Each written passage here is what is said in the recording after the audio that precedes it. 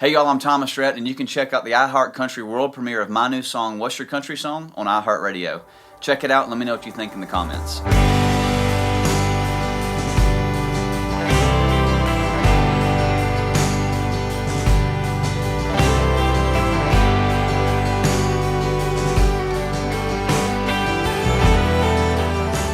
What's Your Country Song was written actually in a hotel room in Dallas, Texas. My dad was there, and a couple of our songwriter buddies, Parker Welling, Jesse Frazier, Ashley Gorley.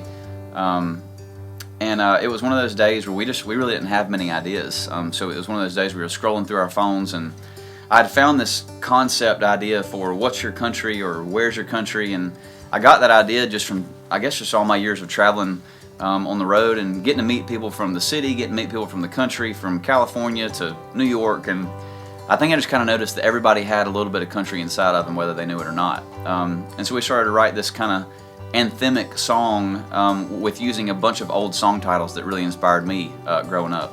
So all the verses are actually old country song titles that kind of transition into a story.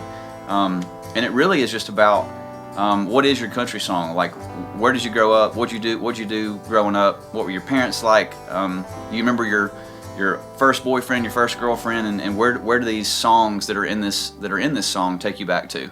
And really just kind of trying to inspire the listener to remember what those songs were for them, and hopefully they take them back to a really memorable moment in time.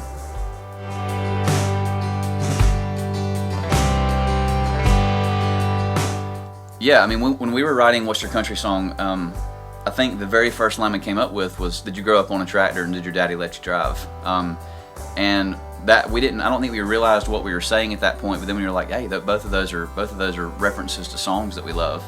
And so when we got to the second verse, we were honestly just joking when we put, are you heartbroken because you know that ain't your trucking or drive? And my dad started laughing, and I was like, how cool is it to have a reference from one of my dad's songs in my next single to go to country radio, because that was always one of my favorite songs of Dad's, and it was just a really funny moment that actually made it into the song.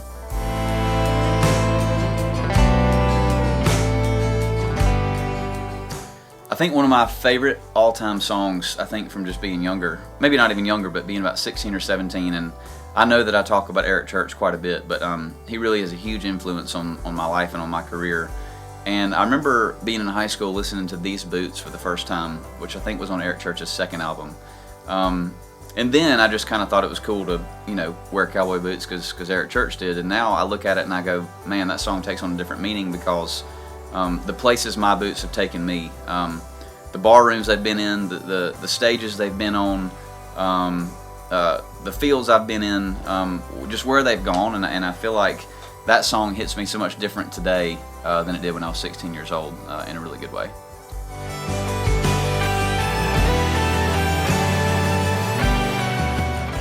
I think some of the songs on the radio right now that strike a chord with me, I just love what a lot of the new acts are putting out.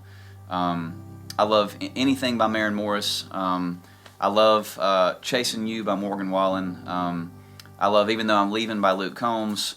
I love Jason Aldean's new song, Got What I Got. I feel like country music is in a really cool space right now, and I feel like there's a lot of new artists that are coming onto the scene and really making a name for themselves and carving their own path. And I just love getting to turn the radio on and hearing songs I never heard before by new artists and by artists that are already established.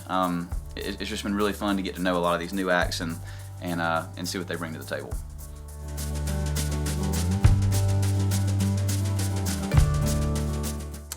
If someone was experiencing my music for the first time, I would do kind of a from first record to now.